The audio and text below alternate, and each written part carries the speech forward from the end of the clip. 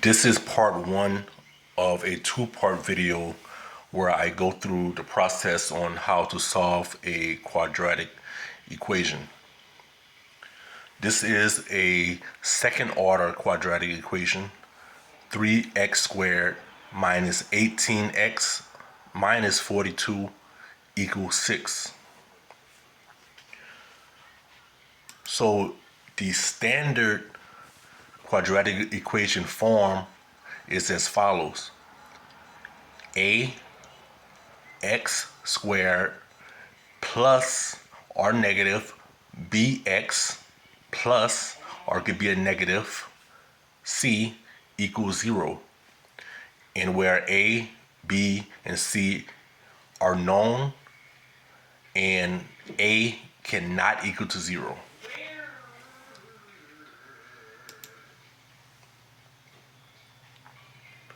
So our first step on solving this second order quadratic equation is to fit it into the standard quadratic equation form.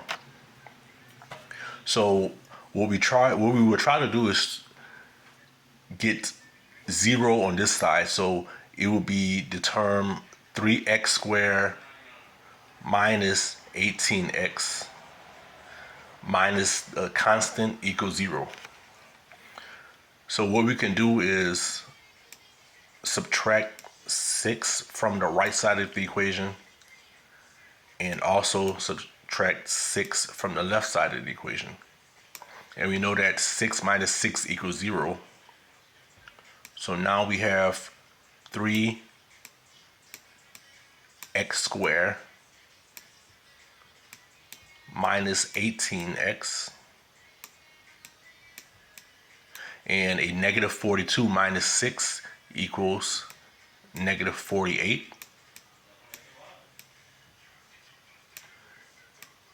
equals 0. Now that we have it in the standard quadratic equation form, we can solve by one of two ways. And the first method that I'll go through is completing the square. So to perform the completing the square process, I will do so by a secondary method called the b over 2 square method,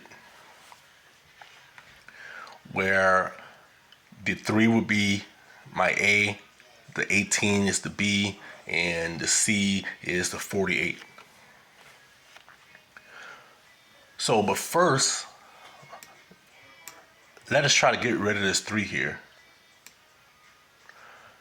So if I divide each term in this equation by 3,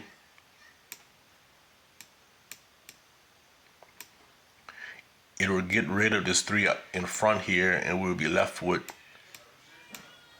x squared and a negative 18 divided by 3 equals a negative 6. All right, just multiply by x, so we bring our x down here. And a negative 48 divided by 3 equals a negative 16. And that is all still equal to 0.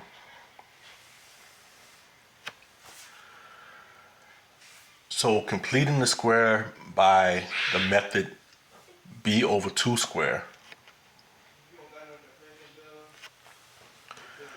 So the negative 6 is now my b. So this would be the formula b over 2 square. And we substitute the negative 6 where I see my b. We divide that by 2, and then we square the answer. All right, so we know negative 6 divided by 2 equals a negative 3. And if we square a negative 3, that would equal a positive 9.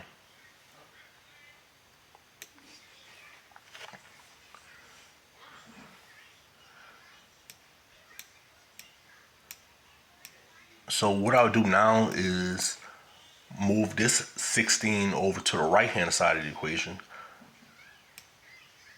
So I have x squared minus 6x, and if I add 16 to this side,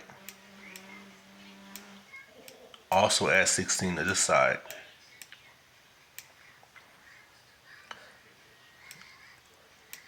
those cancel. So we have x squared minus 6x equal a positive 16.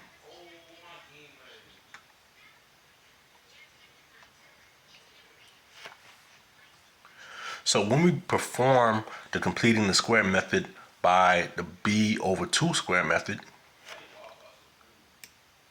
we take our first term here, x squared,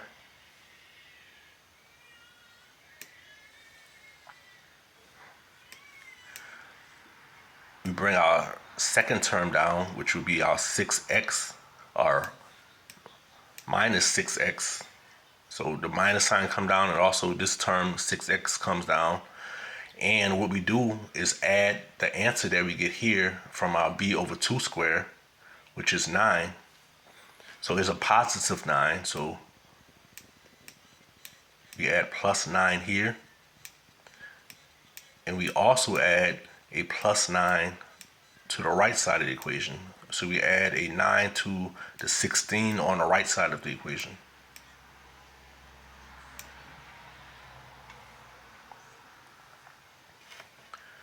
So we know 16 plus 9 equals 25.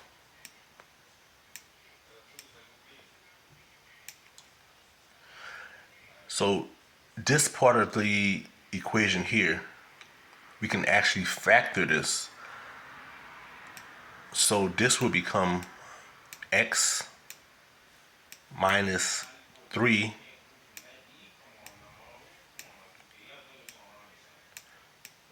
times x minus 3. So this is the actual process of forming a complete square. So if we simplify x minus 3 times x minus 3, that would equal x minus 3 square, and it equals 25. Okay. So remember here, when we are solving this quadratic equation, we are trying to solve for the value of x. So to get rid of the square sign, we take the square root of this term, and what we do to this side, we also have to do to the right side. So if I take the square root of this side, I'll also have to take the square root of this side of the equation, but with a little special case. This would be a plus or minus square root of 25. And we add the plus or minus to account for the possibility of one of those numbers or both of the numbers being a negative number. So for instance, 2 raised to the second power of 2 squared equals 4. But also a negative 2 raised to the second power, or 2 squared, also equal a positive 4. So going along solving x minus 3 squared, if you take the square root of it, we are just left with x minus 3. And on the right hand side of the equation, we take the positive value of the square root of 5, which is 5. And we also take the negative value of the square root of 5, which if one of the 5s or both of the 5s were negative numbers. So x minus 3 equals negative 5. So solving for x, you add 3 to this side. 3's cancel. So we have x equal a 5 plus 3. So x equal 8.